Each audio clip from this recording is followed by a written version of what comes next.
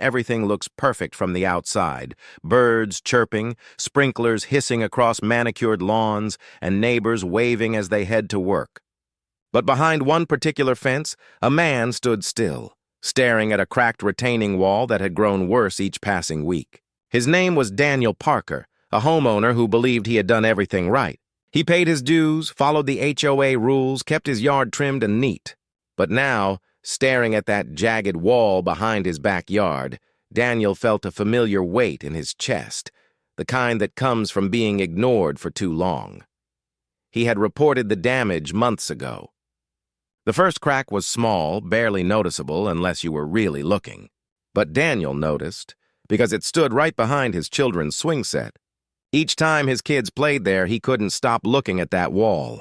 It leaned slightly forward like it was trying to whisper a warning that no one else wanted to hear. The HOA said they'd look into it. They never did. Now the morning light hit the fracture lines in the wall, cutting shadows through them like scars. Daniel ran his hand across the rough surface. Tiny flakes of concrete crumbled under his fingers. He sighed, glanced at his phone, and opened the folder where he had saved all the emails he'd sent to the HOA board. There were 7 in total. 7 polite reminders, each one met with silence or excuses.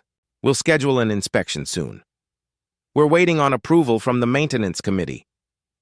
It's not an urgent concern. He looked back at the wall again. Not urgent, he muttered under his breath. In that moment, his wife, Laura, stepped out onto the patio holding 2 mugs of coffee. She didn't say anything, just handed him one and stood beside him, following his gaze. The steam from the cup rose slowly between them, curling into the cool air. Neither spoke. It was one of those quiet gaze moments, when words fail but pain speaks anyway. Behind them, the swing set creaked gently in the wind. The sound was soft, almost rhythmic, like the ticking of a clock counting down to something inevitable. Daniel didn't know it yet, but this was the last peaceful morning his backyard would ever see. He had no idea how quickly everything was about to change.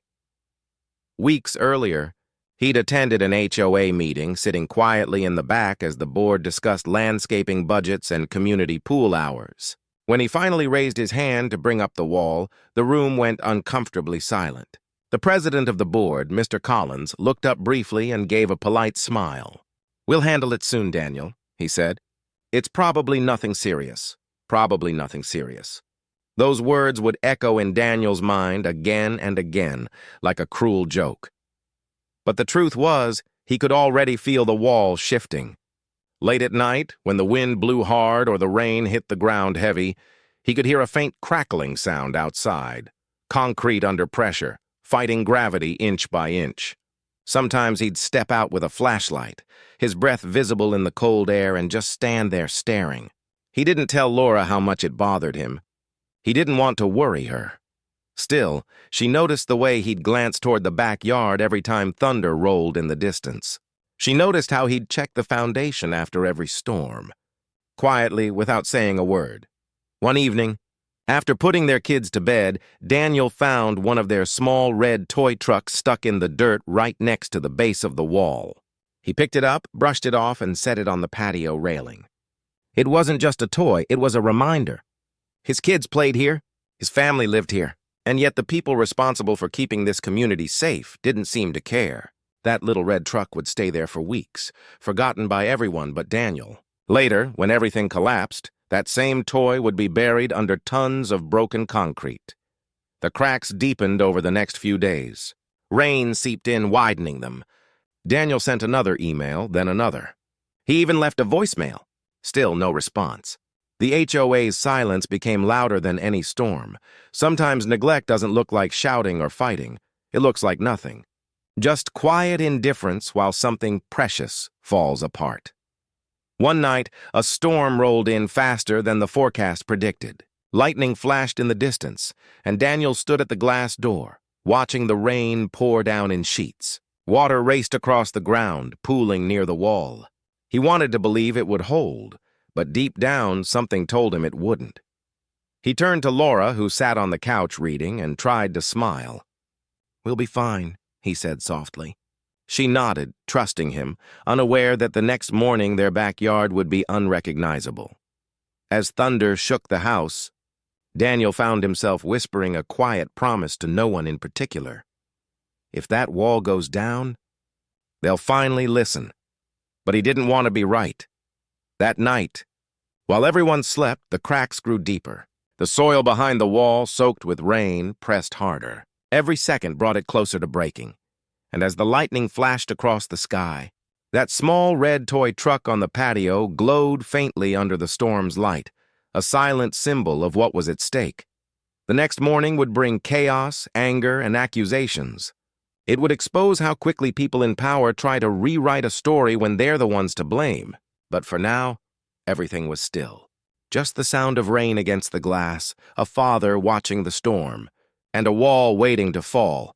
Daniel didn't know it yet, but the moment that wall gave way, his life and his faith in the people who claimed to protect his neighborhood would collapse with it. And that's where this story begins.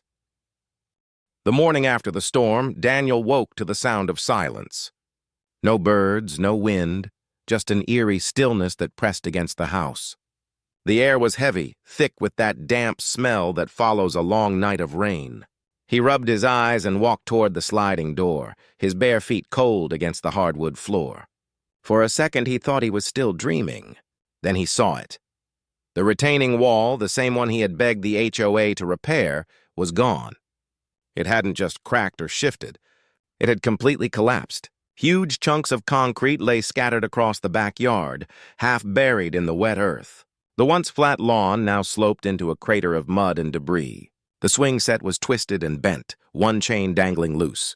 And in the middle of it all sat that tiny red toy truck, almost swallowed by the dirt, a flash of color in a sea of gray. Daniel froze. His heart pounded as he stepped outside, the cold rain soaking his t-shirt. He didn't speak. He just stood there, taking it all in. The ruin, the silence, the echo of every warning he'd ever sent that no one cared to hear. Laura came out behind him, clutching her robe tightly. "Oh my God," she whispered. Her hand covered her mouth. "Daniel!" "The kids, they're fine," he said quickly, his voice breaking a little. "They're fine. They weren't outside." He looked around as if expecting someone, anyone, to come running to see the damage. But no one did. The neighborhood was as quiet as ever. Perfect lawns, clean driveways, curtains half drawn. Nobody wanted to see. He took a deep breath and reached for his phone. His hands were shaking as he opened the camera. He began recording every inch of the destruction. "This is what I warned them about," he said, his voice trembling with anger and disbelief. "I told the HOA this wall wasn't safe. I emailed, I called, I begged them to take care of it." He turned the camera toward the rubble. "Now look at it. Look what they let happen. If you've ever been ignored when you were right, this is that moment." He sent the footage to the HOA group email with a short message. "The wall collapsed. You need to come see this." Then he sat on the back steps, drenched, staring at the mess. The storm had passed, but the real one, the humankind, was just beginning. By late afternoon, a few HOA members arrived. Mr. Collins, the HOA president, stepped out of his shiny black SUV wearing a clean polo and khakis, holding an umbrella like he didn't want to get dirty. Behind him trailed two other board members, both looking uncomfortable. They whispered to each other as they walked closer to the collapsed wall. Daniel stood up and faced them. "You see it now?" he asked sharply. Collins gave a long sigh and looked over the destruction like it was an inconvenience rather than a disaster. "That's quite a mess," he said, his tone dry. "But Daniel, I need to ask, was there any digging or landscaping done near the wall recently?" Daniel's jaw tightened. "You're not serious." "I just have to ask," Collins replied calmly. "Because if you made any changes to your yard, that could have affected the wall's stability." Daniel stepped forward, rainwater splashing around his feet. "No," he said slowly. "I didn't touch it. That wall's been cracking for months. I reported it. You ignored it. Don't you dare try to put this on me." Laura appeared beside him, clutching her phone. I have every email saved, she said firmly. Every single one. The other board members avoided her eyes. Collins frowned, rubbing his chin. We'll need to have an engineer take a look before we make any statements, he said. If the wall was technically on your property line, the responsibility might fall on you, not the HOA. Daniel laughed bitterly. Oh, now it's my property, huh? When I needed it fixed, it was yours. But now that it's collapsed, suddenly it's mine? Collins didn't answer. He just looked at the wreckage and said quietly, Let's not jump to conclusions. Sometimes the people who should protect you are the first to blame you. That night, Daniel couldn't sleep. Every time he closed his eyes, he saw the wall falling again, heard the deep rumble of concrete breaking apart. He sat in the dark living room, scrolling through photos of his backyard before the storm, the green grass, the swing set, the laughter frozen in those summer pictures. He stopped at one image of his kids sitting near the wall, holding popsicles, smiling at the camera. His throat tightened. A flashback hit him. Weeks earlier, the HOA's maintenance guy had stopped by during his morning walk. Daniel remembered the conversation like it was yesterday. That wall looks bad, the man had said casually. But the board won't approve repairs until the budget meeting. They're saving for a new community fountain, a fountain.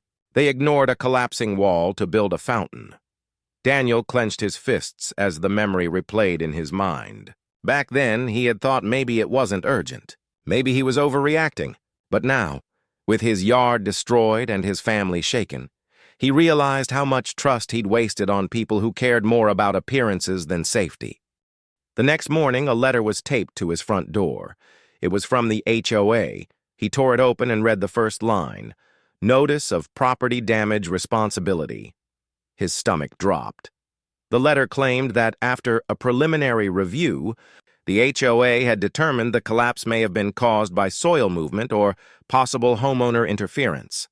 They were demanding he cover the cost of cleanup. Laura stood behind him as he read, her voice trembling. They're blaming us. Daniel looked up at her slowly. His expression was cold now, not angry, just numb. They know exactly what they're doing, he said quietly. They're trying to make me give up. Later that afternoon, he saw Collins standing across the street, talking to another neighbor. They both glanced toward Daniel's house and quickly looked away when he met their eyes. It was the same feeling he had after a car crash, when everyone drives past, slowing down just long enough to stare. You never realize how fast people distance themselves until you become the problem they don't want to see. Days passed, and the HOA still hadn't sent anyone to clear the debris. Daniel decided to handle it himself. He rented a small loader and began moving chunks of concrete, piece by piece. As he worked, his hands blistered and his clothes became covered in mud, but he didn't care. The neighbors watched from their windows, but said nothing. While moving a slab, he noticed something strange beneath the rubble, a section of old, rusted rebar that had snapped clean in half. The metal was corroded, brittle. He crouched down, running his hand across it. This wall wasn't just neglected, it was built poorly from the start. The HOA must have known. Maybe that's why they'd avoided fixing it.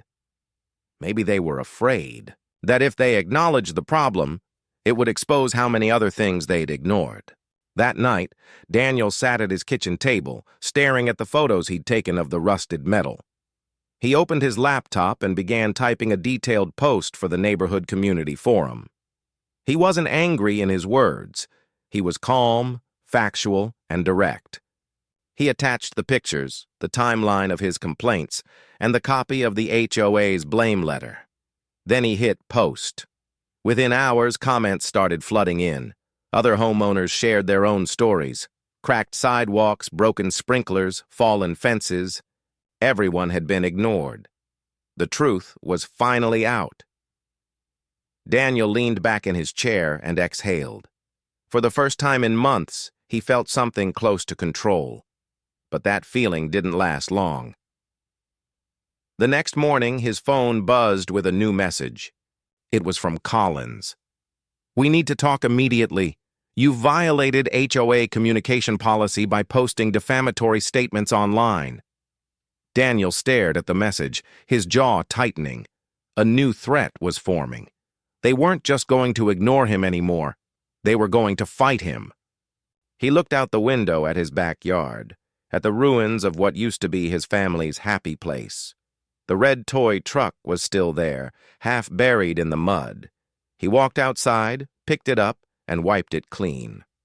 The sunlight caught its surface, gleaming for a moment like it still belonged in a child's hand. He turned it over and whispered, "They think they can bury the truth, too. But not this time." Daniel didn't know it yet, but the HOA's next move would be far worse than blame letters and warnings. The battle for justice and for his family's name was only just beginning. Daniel didn't respond to Collins's message right away. He sat at the table, staring at the phone, feeling a slow, steady burn rise inside him. It wasn't rage anymore. It was something deeper, heavier. The kind of anger that doesn't shout. It just settles in your chest like weight you can't put down. For weeks he had begged, reasoned, and waited. Now the HOA wasn't just ignoring him. They were trying to silence him. Laura walked in quietly, her hair pulled back, eyes tired from another sleepless night. "What did he say?" she asked, nodding toward the phone. Daniel handed it to her. She read the message and shook her head. "Unbelievable. They destroy our yard, blame us for it, and now they're calling you a liar?" He leaned back in his chair. "They think if they threaten me, I'll stop, that I'll just roll over like everyone else." He paused, rubbing the back of his neck. "But I'm not everyone else anymore." Laura placed a gentle hand on his shoulder. "I know, but please, don't let this turn you into someone you're not." Her words lingered. Daniel wanted to believe he was still that calm, reasonable man who followed the rules and trusted people to do what's right. But as he looked out at the ruins of his backyard, that man felt long gone. In his place stood someone tired, raw, and ready to fight. Later that day, he walked down the street to the community mailbox cluster. A few neighbors were already there, whispering softly. The moment Daniel approached, their conversation stopped. He felt the air shift, eyes glancing at him, then quickly away. One of them, a woman named Sandy, gave him a forced smile. "Hey, Daniel, heard about your wall. That's rough." He studied her expression. "Yeah, pretty rough," he said flatly. "I'm sure you read the HOA letter," Sandy hesitated. "Well, I did see something online. I just hope it all works out. You know how tricky these HOA things can get." Daniel forced a smile. "Yeah," he said, "I'm learning." As he turned to leave, another voice called out from behind. "You're the guy who posted those pictures, right?" He turned and saw a man standing near the sidewalk. Eli Turner, a retired contractor who had lived in the neighborhood for years but rarely attended meetings. He looked at Daniel with an expression that was part concern, part challenge. "Yeah," Daniel said slowly. "That was me," Eli nodded. "You did the right thing," he said. "That wall was built wrong from the start. I told the old board years ago it needed reinforcement, but they didn't want to spend the money. Too busy planting flowers by the sign." Daniel blinked. "You told them?" Eli shrugged. "Twice. They said it wasn't a priority." He looked down at the ground for a moment, then met Daniel's eyes. "But I'll tell you something, son. If you're going to take them on, be ready. They protect themselves before they protect anybody else." Daniel felt a strange mixture of gratitude and dread. "I don't care," he said quietly. "They're not getting away with this." When you finally decide to fight back, you realize how many people were scared to do it before you. Over the next few days, Daniel became obsessed. He spent hours researching HOA laws, reading state codes, and calling local inspectors. Laura tried to pull him away from it, telling him to rest. But he couldn't. He felt like if he stopped, he'd lose control again. And this time, for good, one night around 2 a.m., he sat alone in the glow of his laptop screen. Rain tapped gently against the window. He scrolled through online forums full of stories just like his, people who had been blamed, fined, and silenced by their HOAs. Each post was like another voice whispering, "You're not crazy." He stopped on one particular thread written by a woman named Mara, who had sued her HOA after they ignored dangerous sinkholes near her property. She'd won her case, but reading her story, Daniel could see the cost. Years of stress, lost savings, broken friendships. The victory didn't look satisfying. It looked painful. For the first time, doubt crept in. What if Laura was right? What if fighting them only made things worse? What if the HOA really did find a way to twist the story until everyone believed he was the problem? He rested his head in his hands, breathing slowly. He thought of his kids asleep upstairs. He thought of how excited they used to be to play outside. The backyard used to be a place of joy, laughter, and summer memories. Now it was fenced off with yellow tape like a crime scene. He looked down at the little red toy truck sitting on the desk beside him, the same one he'd saved from the rubble.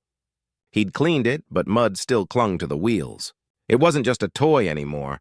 It was a reminder of what he'd lost and what he was still fighting for. Sometimes, the smallest thing becomes your anchor when everything else falls apart. The next morning, Daniel got a call from the HOA's legal representative, a woman named Ms. Grant. Her voice was firm, almost rehearsed. Mr. Parker, this call is to inform you that the HOA board has decided to pursue legal action if your defamatory statements are not removed immediately from the community forum. Daniel sat up straight.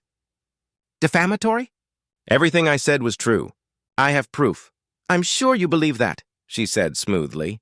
But unless you can produce official engineering documentation, the board's position remains unchanged.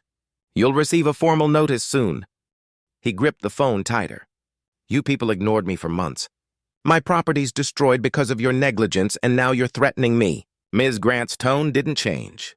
You're free to hire your own counsel, Mr. Parker, but as of now, we consider this matter closed. The line went dead. Daniel sat there for a long moment, the silence pressing down on him again. But then he did something even he didn't expect. He grabbed his keys. He drove straight to the HOA office across town, rain streaking across the windshield. His hands shook on the steering wheel, his heart pounding like a drum. He wasn't thinking clearly anymore. He was thinking emotionally, desperately. When he arrived, the parking lot was empty except for one silver sedan. Through the glass door, he could see Colin sitting inside, sipping coffee, reviewing papers. Daniel took a deep breath, stepped inside, and shut the door behind him. Collins looked up, startled. Daniel, he said, standing quickly. You can't just walk in here unannounced. Save it, Daniel said, his voice shaking but strong. You think you can bully me into silence?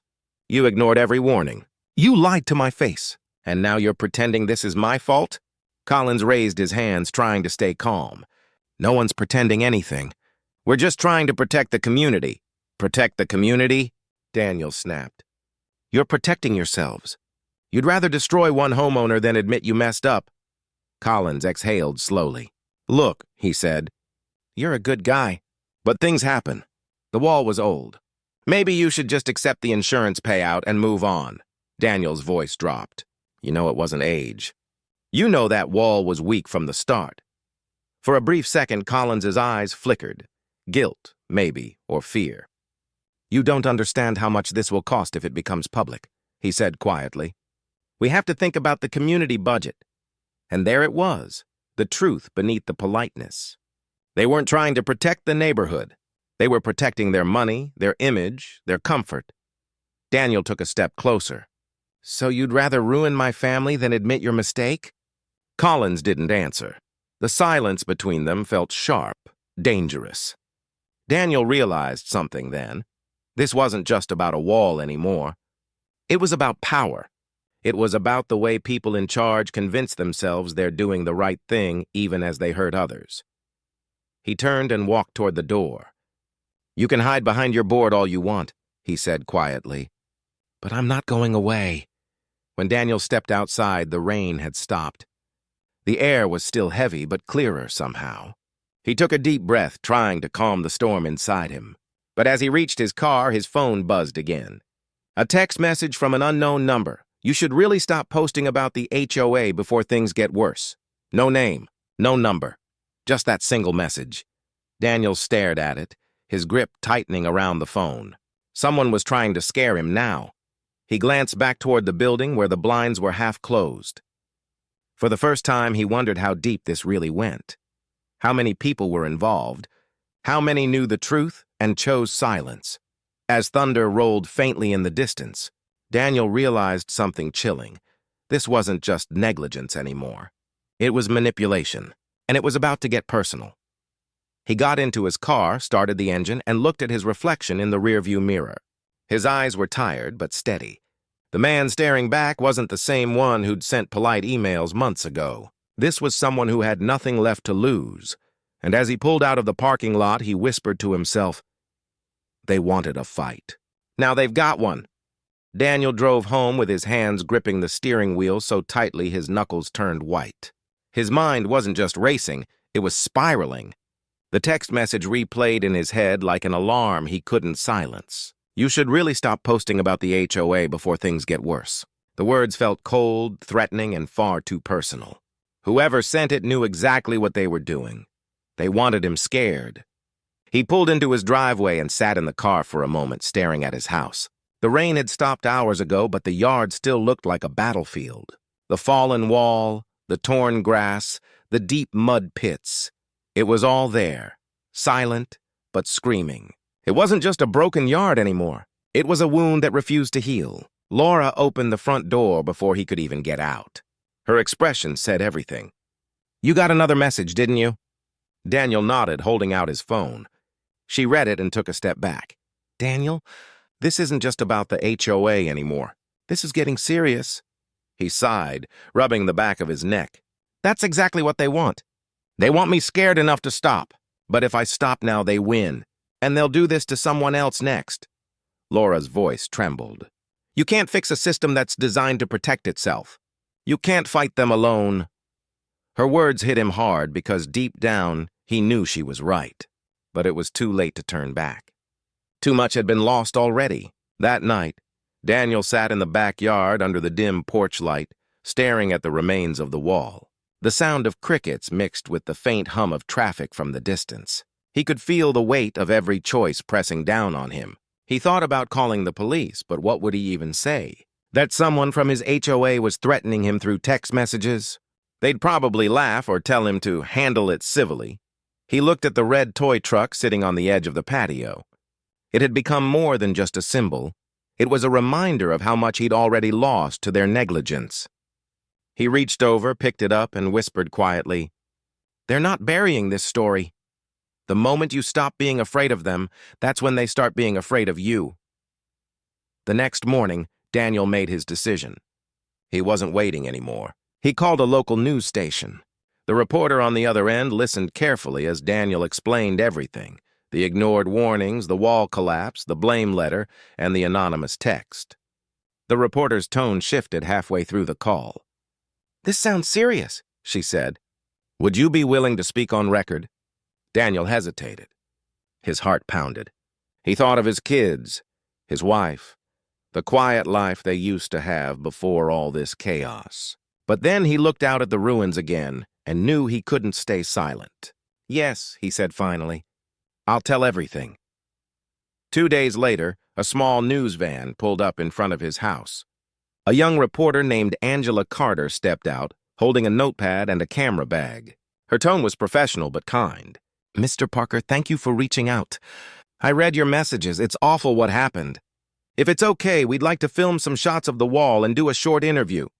Daniel nodded, leading her and her cameraman through the yard. As the camera rolled, he stood in front of the collapsed wall, explaining what had happened. His voice wavered at first, but as he spoke, he grew stronger. He pointed to the cracks, the rusted rebar, the emails he'd saved. "This was preventable," he said firmly. "I begged them to take action before this happened. Now they're blaming me for their negligence. And when I spoke out, I got a message telling me to stop. I won't." Angela nodded, clearly moved. "Do you think someone from the HOA sent the message?" Daniel met her eyes.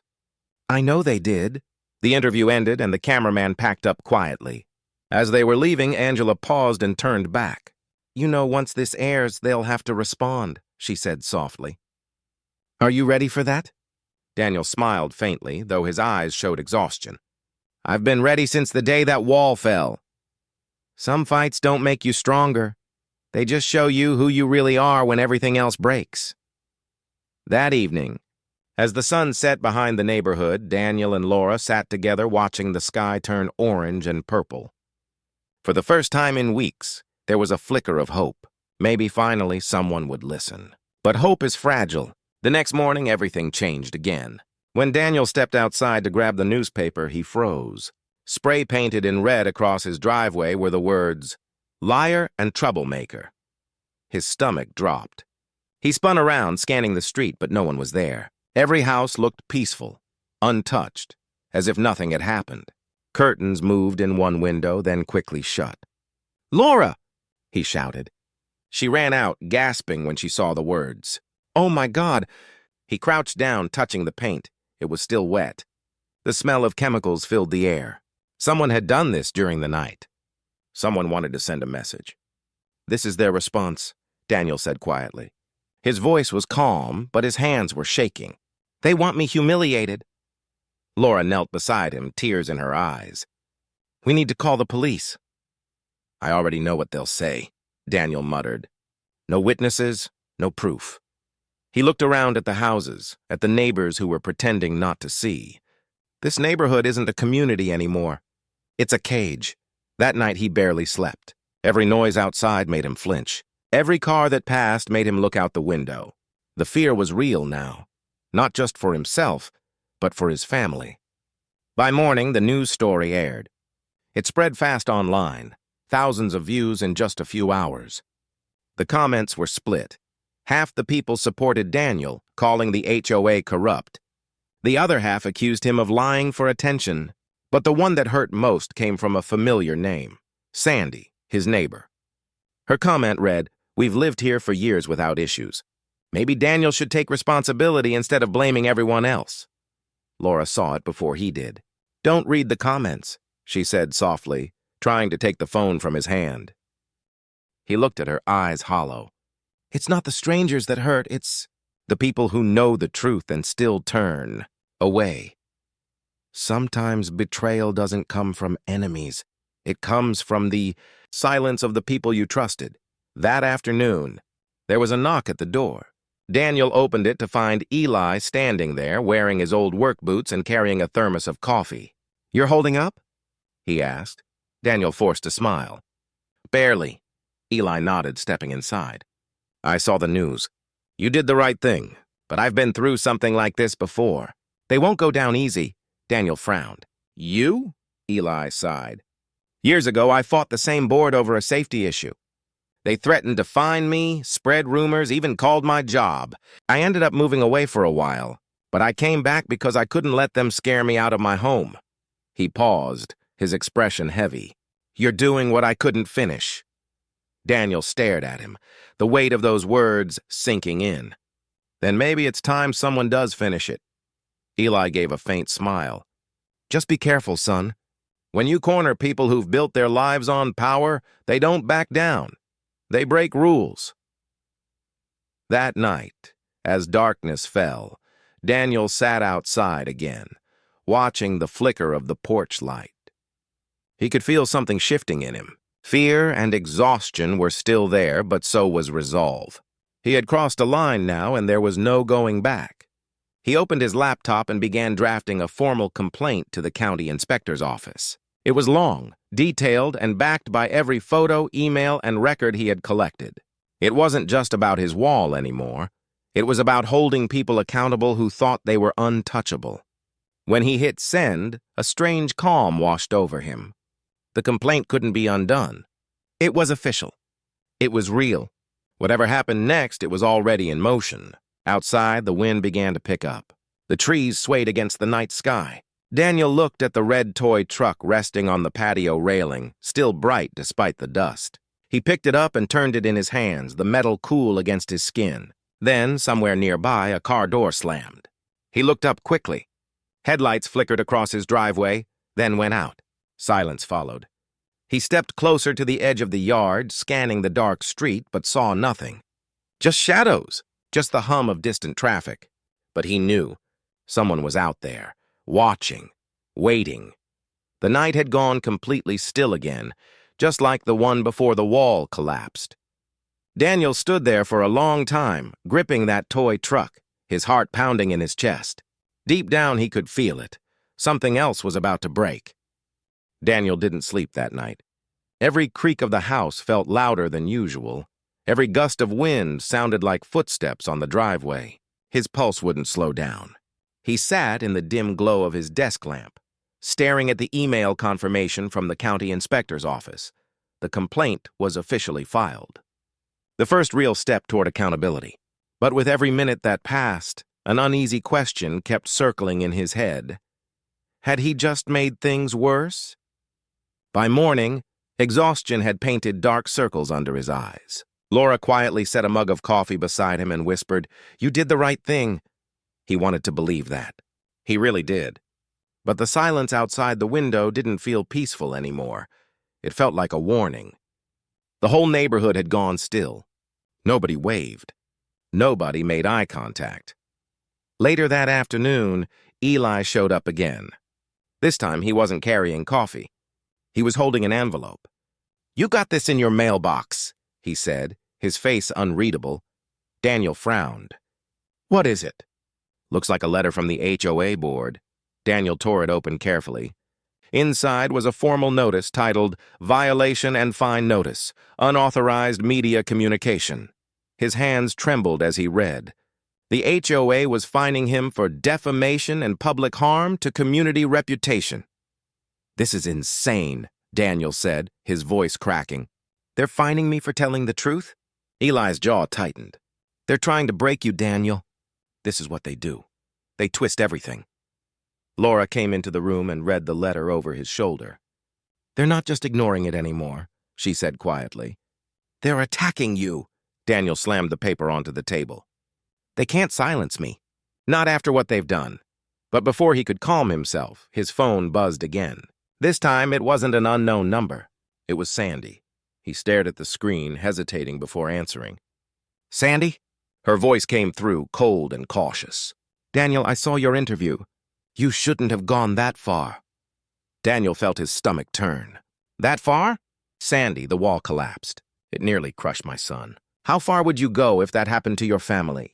"You don't understand," she said quickly. "You're making enemies you can't handle." "There are things you don't know." Her tone was shaking, not angry but scared. "Just stop before it's too late." Then she hung up. Daniel stood there frozen, staring at the phone in disbelief. There was fear in her voice, not guilt. She knew something. Something she couldn't say. Sometimes silence isn't loyalty. It's fear wearing a friendly face. The next day, Daniel decided to confront her in person. He walked across the street to Sandy's house, knocking firmly on the door. She opened it halfway, her expression tense. "I need to know what you meant yesterday," Daniel said. "What do I not understand?" Sandy glanced behind her as if afraid someone might be watching. "You shouldn't be here," she whispered. "Sandy, please, just tell me the truth." She sighed, her shoulders slumping. "You're right, the wall was falling apart. But the HOA didn't ignore it because they didn't care. They ignored it because fixing it would have exposed something worse." Daniel's pulse quickened. "Worse?" She nodded. The builder the HOA used for the retaining wall was the president's brother-in-law, the same guy who got paid double for half the work. Daniel stepped back, stunned. "You're telling me they covered this up?" "Everyone on the board knew," she said quietly. "That's why they're desperate to silence you. If this goes public, it's not just negligence, it's fraud." His mind reeled. All those ignored emails, the fake apologies, the threatening messages, they weren't just defending themselves from embarrassment. They were protecting a scheme. He took a step closer, his voice shaking. "You knew this all along?" Sandy looked away. "I wanted to tell you, but my husband works for the HOA management company. If I said anything, he'd lose his job. I didn't know how deep it went until now." Daniel stared at her, torn between anger and understanding. "Sandy, kids could have died," she nodded, tears in her eyes. "I know, and that's why I called you yesterday. They're planning to make this worse for you. You need to be careful. Worse how?" But she didn't answer. She just closed the door, whispering one last thing before it latched. Check the HOA's insurance claim. Daniel stood there in the silence, her words echoing in his mind. Insurance claim. The wall collapse. The payout. He rushed back home, opening his laptop. Hours of research later, he found it, a public record showing the HOA had already filed an insurance claim for the wall repair 3 weeks before it collapsed. They knew it was going to fail, and they tried to profit from it. He leaned back in his chair, heart pounding. Everything made sense now. The delay, the fake inspections, the threats. They weren't trying to cover up negligence. They were trying to hide corruption. Laura came into the room and froze when she saw his expression. "Daniel, what is it?" He turned the screen toward her. "They filed the claim before it happened. They knew it was going to fall." She covered her mouth, horrified. "Oh my God." Daniel stood up suddenly, pacing the room. "They've been stealing from us, Laura, from everyone. Every homeowner in this community paid for their cover-up." Laura's voice shook. "What are you going to do?" He looked at her, his jaw set. "I'm going to expose every single one of them. Truth doesn't destroy people. It just shows who was already broken inside. But the truth always comes with a price." That evening, Eli called again. His tone was low and urgent. "Daniel, I need to tell you something. They're talking about you." "Who?" "The board. My friend still works in maintenance. He overheard them saying they're preparing to take you to court for slander, and Daniel, they're planning to vote you out of the neighborhood association entirely." Daniel gripped the phone tighter. "They can't legally do that. They don't care about legal anymore," Eli said. "They're scared. And scared people are dangerous." Daniel's chest tightened. It wasn't just about the wall now. It was about survival, about how far people would go to protect their power. Later that night, he sat alone on the back patio watching the moonlight reflect off the shattered stones where the wall had once stood. The air was thick with tension, the kind that makes even silence feel loud. He thought about Sandy's fear, about the threats, about the red paint on his driveway. Every sign pointed to one thing: this wasn't over. It was escalating. A sudden sound made him flinch, a car pulling up quietly in front of his house. The headlights turned off. He stood, peering through the dark, but the vehicle didn't move. He could just make out the silhouette of a person in the driver's seat, watching. He froze, his breath shallow. Minutes passed. Then the car slowly backed away and disappeared down the street. When Laura came outside and saw his face, she whispered, "Was that them?" Daniel nodded slowly. "They're watching now. They want me to know it. When the truth starts to scare the powerful, that's when they start watching from the dark." The next morning, Angela, the reporter, called him again. "Daniel," she said, "we need to talk. I showed your documents to a friend of mine who works in public records. You were right. The HOA filed the insurance claim before the collapse. But there's something else you need to see." She sent him a scanned copy of the claim. His stomach dropped when he read the name of the contractor listed under "Work to be completed." It wasn't the president's brother-in-law this time. It was Eli Jameson. Daniel stared at the name, disbelief flooding his chest. He called Angela back immediately. "There must be a mistake. Eli didn't build that wall. He just helped maintain the property." Angela's voice was cautious. "That's what I thought too. But the document lists him as the subcontractor responsible for the structural inspection." He hung up, his thoughts spinning. Could it be true?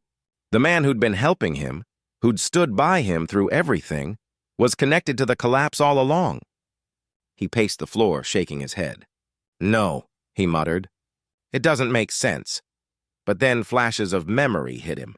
Eli showing up the day after the collapse, already knowing about the foundation cracks. Eli always knowing just enough to sound informed, but never angry enough to confront the HOA himself. When he confronted him later that evening, Eli didn't even look surprised. He just sighed. "I knew this was coming," Daniel's voice broke. "You lied to me." Eli shook his head slowly. "I didn't lie. I made a mistake. Years ago, I signed off on that inspection because I trusted their data. I didn't know the wall was that unstable. When it failed, I lost everything too. You think I'm protecting them? I've been trying to make it right."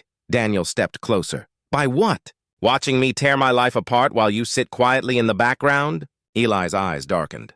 You're not the only one who suffered, Daniel. But unlike you, I know when to stop. For the first time, Daniel saw something cold in Eli. Something calculated. Stop before what? Daniel asked. Eli didn't answer.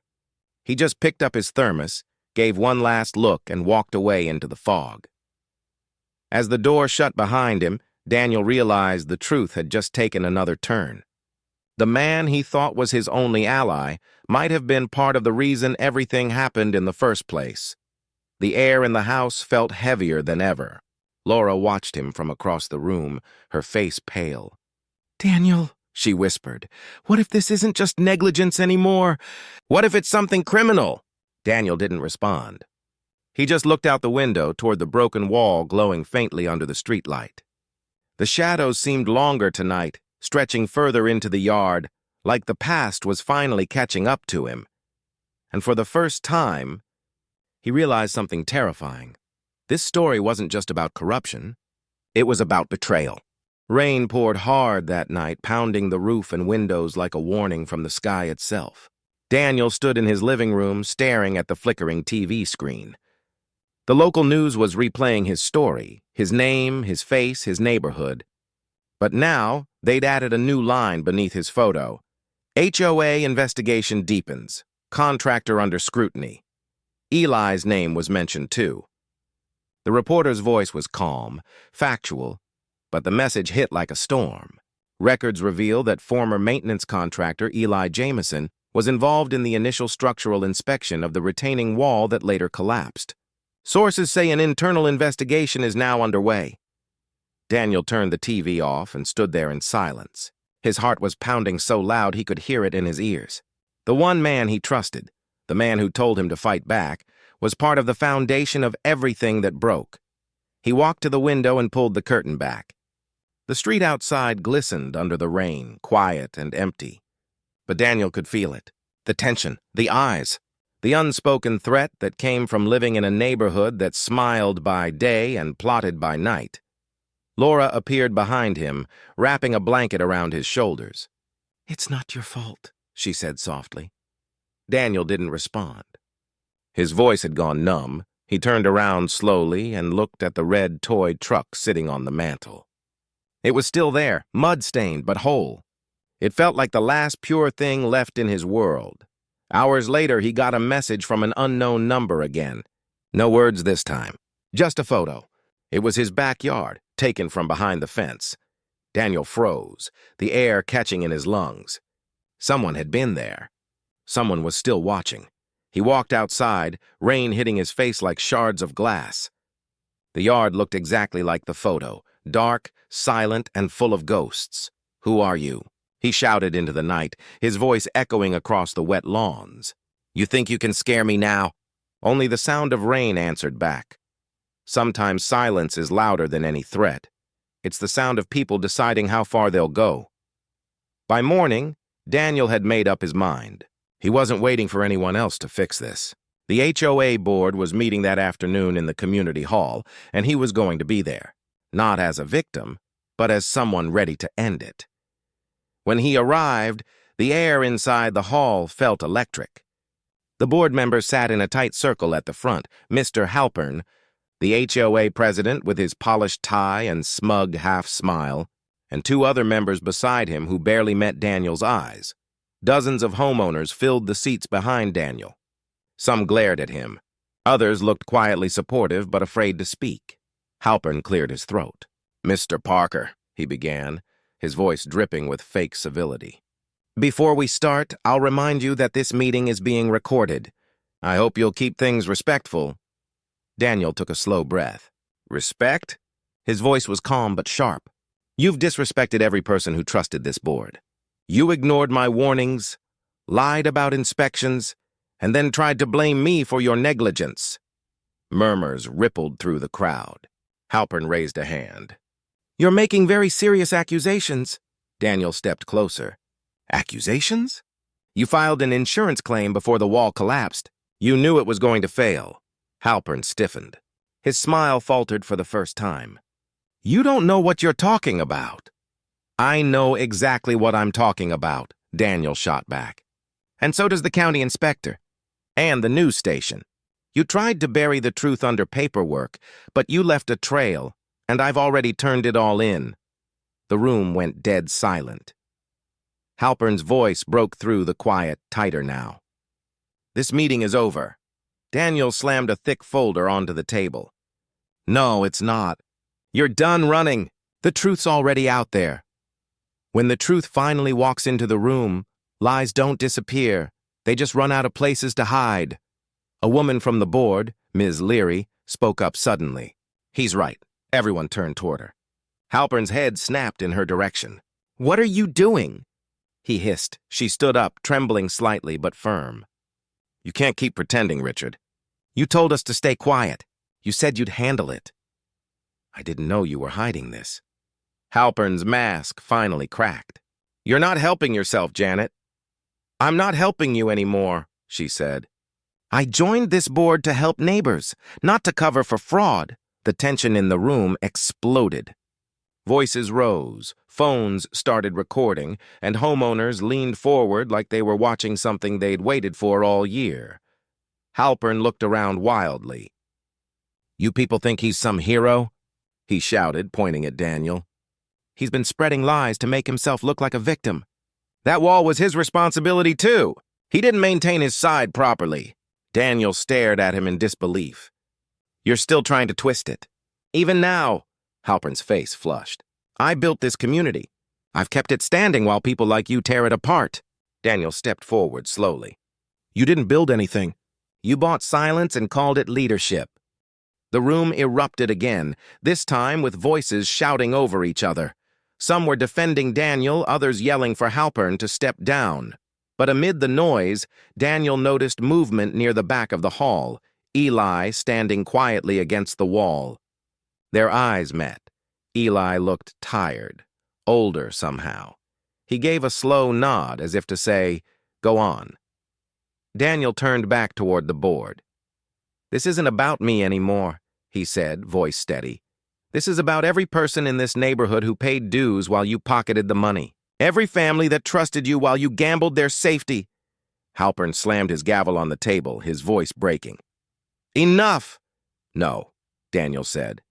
You're done! At that moment, Angela, the reporter, entered the room. Cameras followed her. The crowd gasped. Sorry for interrupting, she said, but we thought you'd all want to see this. She held up her phone and played a video clip. It was a recording of Halpern's voice, leaked from a private board meeting.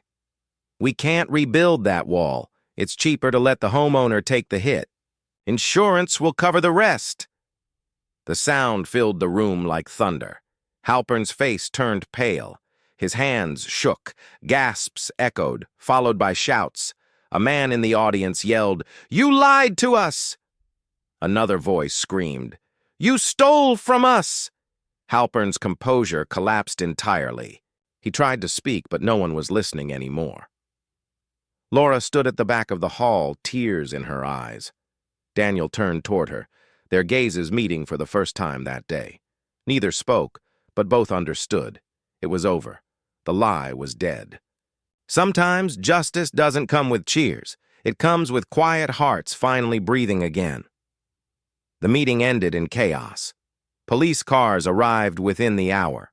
Halpern was escorted out under a wave of angry shouts and flashing lights. The once proud HOA president who had ruled the neighborhood for years was now just a man who'd lost everything to greed and arrogance. Daniel walked out into the cold air, the rain finally easing into a soft drizzle.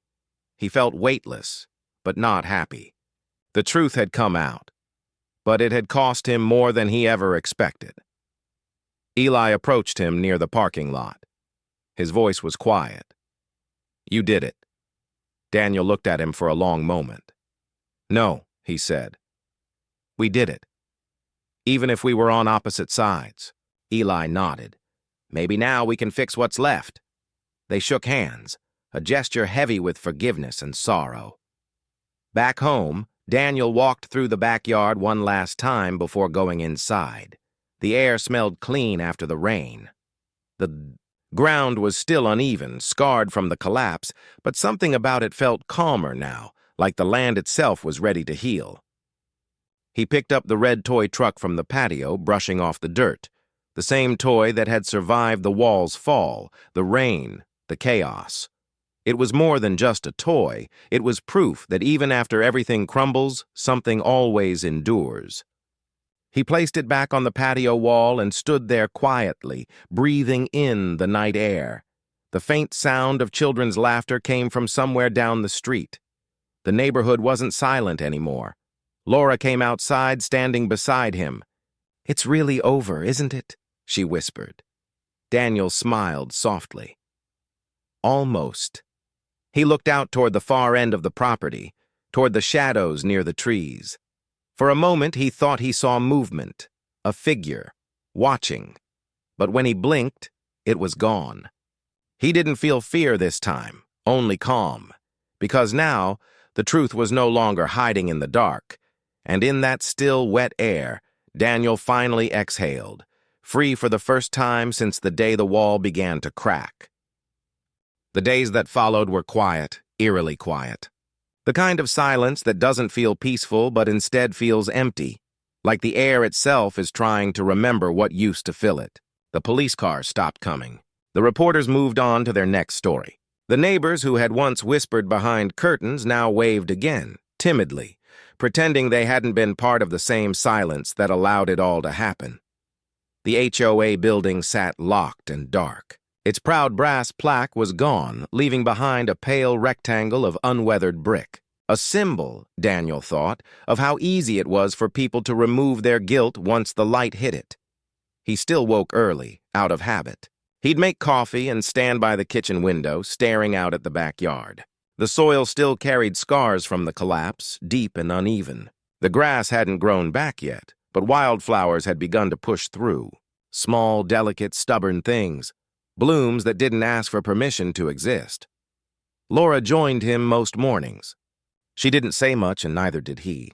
Their words had already been spent on lawyers, reporters, and each other. Now it was silence that did the healing.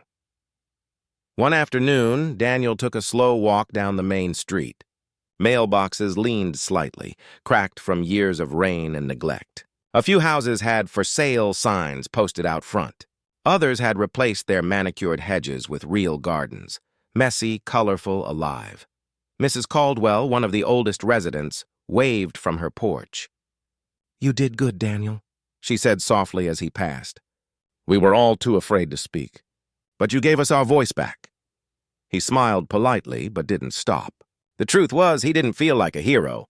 He felt like a man who had simply refused to keep pretending. At the end of the street stood the empty lot where the HOA once hosted summer barbecues. The grill was still there, rusted and half-collapsed. Kids used to play tag here, their laughter echoing through the neighborhood. Now, the field was silent, just wind moving through tall grass. Daniel sat on one of the old benches, running his fingers along the peeling wood. His thoughts drifted, to the night the wall fell, to the smell of wet soil, to the feeling of helplessness that had once filled his lungs like smoke. He thought about Eli. After the board's downfall, Eli left town quietly. He'd stopped by once to say goodbye. "Starting fresh," he had said. "A place where nobody knows what I used to be." Daniel hadn't blamed him. Some people needed to rebuild far away from their ruins. Others, like him, had to stay, to live with what was left behind. The sun dipped low that evening, painting everything gold. A pair of kids ran by, laughing as they chased a ball down the street. One of them tripped, fell, and laughed even harder. For the first time in months, Daniel smiled without forcing it. Later that night, he found Laura sitting on the porch steps. The sound of crickets filled the warm air. She leaned against him, resting her head on his shoulder. "Feels like it's coming back to life," she whispered. "It is," he said. "Just slower this time." They watched the stars appear one by one, the same sky that had hung over their hardest nights now looking soft, forgiving. He looked toward the red toy truck sitting on the railing, the same one that had somehow survived it all.